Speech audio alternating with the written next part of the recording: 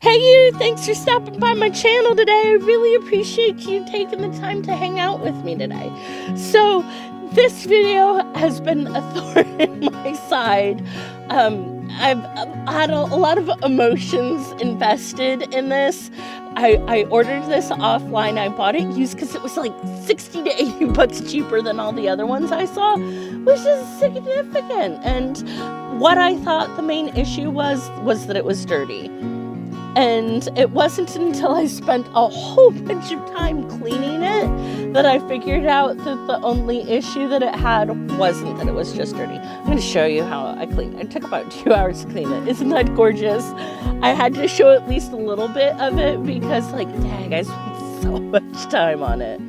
But so the original intent was I was going to make little crayons with this thing in custom colors, and I was going to make a drawing with it, and it was going to be beautiful and gorgeous. And it didn't happen because I didn't do my research, and I didn't know enough about the product to know that I didn't have the pieces that I wanted. I tried going online to find replacement pieces, and I tried finding alternative pieces, and I couldn't find anything that I thought would make an adequate crayon. So after much bemoaning and video footage that's just gone now, I still have it, but it's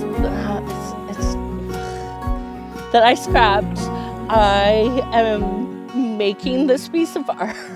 It's this adorable little frog, and I am doing them with part of my massive collection. And even he started to give me problems. I had this beautiful sketch pad that one of my art teacher friends gave me that I've been saving until I knew what I wanted to do with it.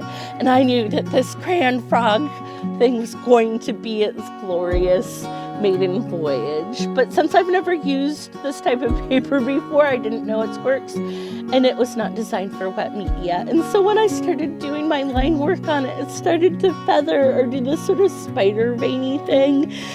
And so I ditched it, and fortunately fine liners worked. Yay! And I was able to do the line work and have something that I thought that I was able to save. I went back and I thickened up the lines and cleaned them up, and I think it turned out super cute. Oh, and I am going to apologize for the top of my head and my glasses dipping in on the bottom. This is a new camera setup. My old camera was pretty much like I had to look underneath it to see what I was doing, and if I wanted to see how my shot was doing, all I had to do was sort of sit up and have better posture, and I could see what was going on in my picture. And so there was never the chance of any part of my body getting into the shots, except maybe not my head. But this one sits up to much higher, and it opens up so much room, and it feels so much nicer.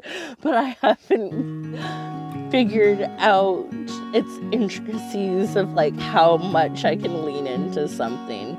And you know what? That happens when you try new things. You get to know it better, you overcome and adapt. And hopefully this will be a good investment in time.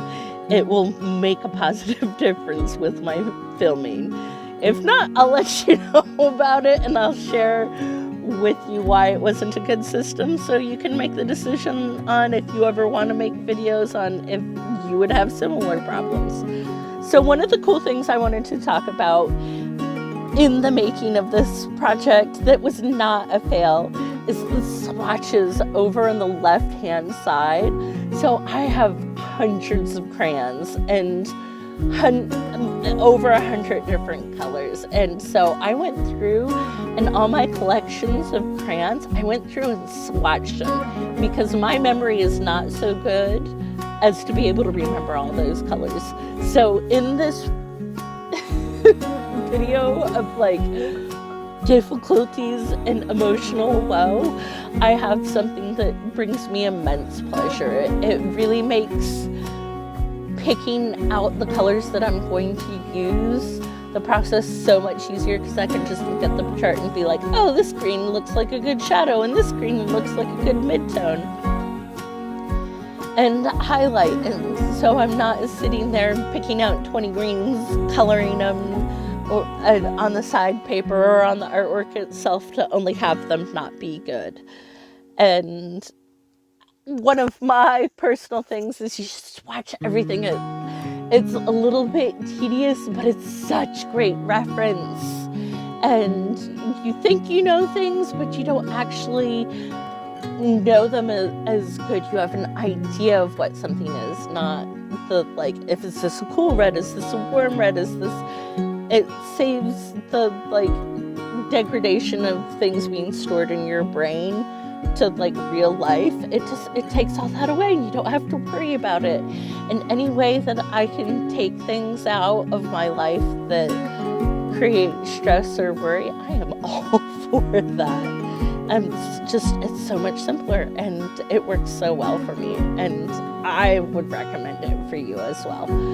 And the other thing that I wanted to talk about in this drawing is I took a huge risk for me. I used new paper, but that wasn't so scary because it's paper. And I worked bigger, but I've worked much bigger than I have. Like, for me nowadays, it's a big pad of paper. It's 4 of my normal pieces of artwork could probably fit on that page. But I've worked, on pieces of art that were, 5 feet wide by 6 feet long. So it wasn't the big risk there. You're gonna laugh at me when you find out what I consider a big risk for me in my world. I used burgundy and red in my color palette. And it sounds so silly and lame to me, but it was a huge risk. But I found ones that I thought worked well by going through my reference charts, and I had seen women at my school dressing that way. So I work in a school, and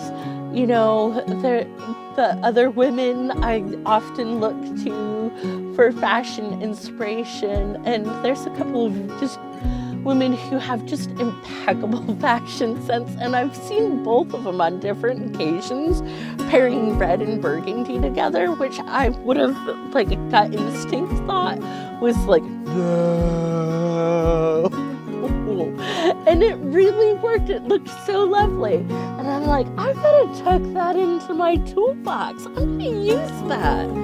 And I was like, this is the perfect painting. Because I didn't want, like, the natural red items to just blend in with the man-made items, the manufactured items.